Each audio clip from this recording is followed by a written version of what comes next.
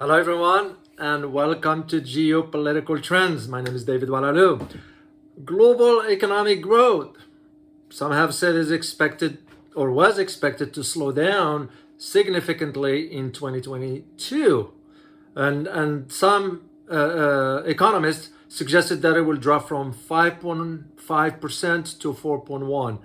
Yet, many of those analysts expected that China's economy to collapse. Yeah, which I found very hilarious anyway. So in this video, I'm going to provide you a brief assessment as to how most Western analyses about China's economy got it wrong. But before I launch into this, if you enjoy watching my videos and the information that I provide you and want to show your support for what I do, check out the channel membership. You can click on the join button there, down there, you'll see it there, or you can check out the link in the description. And also remember to subscribe if you have not done so, and smash that notification button so you will be notified every time I upload a new video. And thank you very much for your support. So let's dive into this. The World Bank, headquarters in Washington, the World Bank has slashed the growth of China's economy. Nearly 3 years after this, the pandemic per se, the zero COVID policy, which has curbed also the economy of China, but also in addition to the real estate problems for Evergrande rather. And I remember I did a video on this a way back. And yet, the second world largest economy, in its recent forecast, China's economy, because this said back then that is supposed to expected to grow. This is the World Bank analysts saying that is supposed to grow in 22 only from 2.7. That's it, down from 4.3%. That was the analysis they provided back then. Well, I'm here to provide you a different outcome. And this is based on information that I just got yesterday. By the time you watch this video, it will be about 3 or 4 days. So anyway, China's GDP, the gross domestic product estimate, shows the stats, and I will provide you, of course, the link and all that the economy grew at least 4.4% in 2022. Remember what the World Bank analyst said, that the China's economy is gonna grow only to 2.7. So basically, China's GDP exceeded about 120 trillion yuan, which is the equivalency of $17.4 trillion this year, And this is what the President Xi stated during the speech he just gave 2 days ago by the end of the year, which was on Saturday. So this basically suggests that China's economy grew by about 4.4%. And interesting enough is that if you compare, China's GDP was about 114.9 trillion yuan in 2021. And you look at what happened in 2022, it grew by 120 trillion yuan.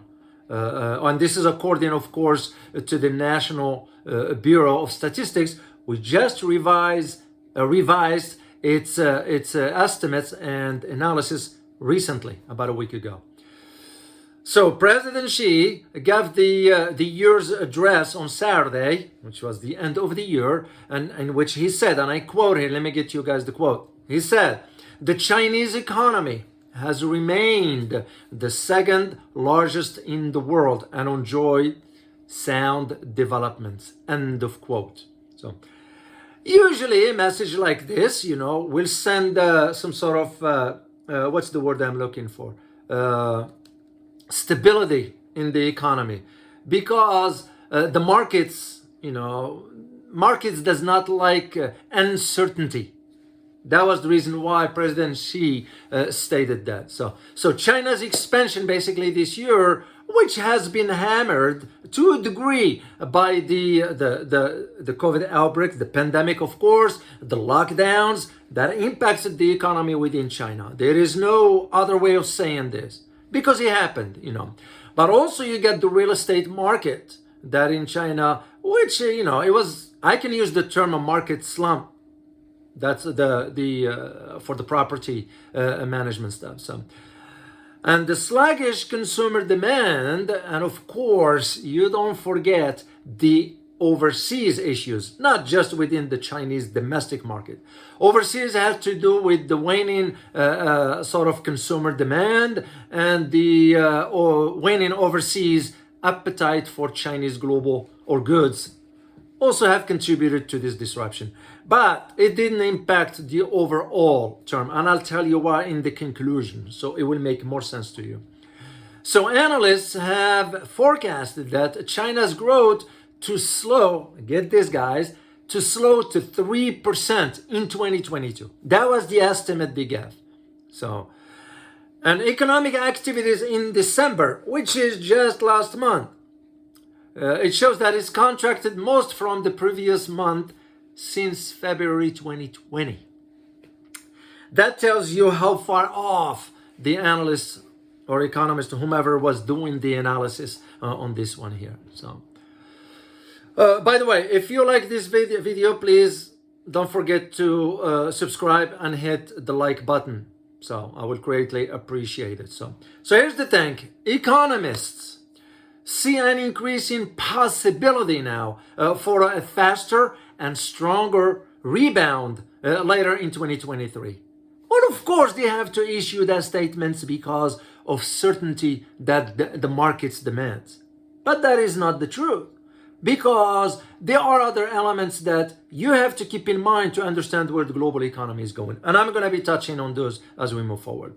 So after the likely slow start in the January to March period, growth is projected to pick up to about 4.8%. Give it take. So, and this is again according to the median estimates of economists surveyed by Bloomberg. Believe it or not, that's what they say. So within this context, what the statements by President Xi, he emphasizes, and I quote here, the Chinese economy enjoys great resilience, tremendous potential, and great vitality. The fundamentals sustaining the long-term growth has remained strong. End of quote. Once again, if you are to read between the line of what President Xi's message here is, do you want to send the message of certainty in the market? Because literally, the real estate issue of the Evergrande, it was a major one. The lockdowns, to a degree, whatever it was the case, it impacted the economy. The confidence of the consumers was impacted. And those elements, you can't ignore them because we're going to be objective in our assessment. So, but to those who said, and I watched some YouTubers who said, oh, the Chinese economy is going to collapse, and I was just shaking my head. You respect their opinion. They're entitled to say whatever they want. But I just disagreed completely, and I kind of said to myself, you guys don't jump to conclusions. You sort of, that just gives an impression about you not understanding exactly what's going on. Because that's what it was. So the moment I heard those who said, well, the Chinese economy is going to collapse, I kind of just shrugged that comment because it didn't make sense to me anyway. So as I said earlier, I'm going to tell you why you have to keep in mind certain aspects moving forward as to why certain economists or analysts within the World Bank or the IMF will have to say that the economy, the global economy is going to shrink or the Chinese economy is going to collapse and all this nonsense. But there are other aspects you need to keep in mind to understand where things are headed. So, and mainly for this video, I'm going to focus on the economic aspects. Geopolitics always play a role in influencing the direction one way or another, and vice versa.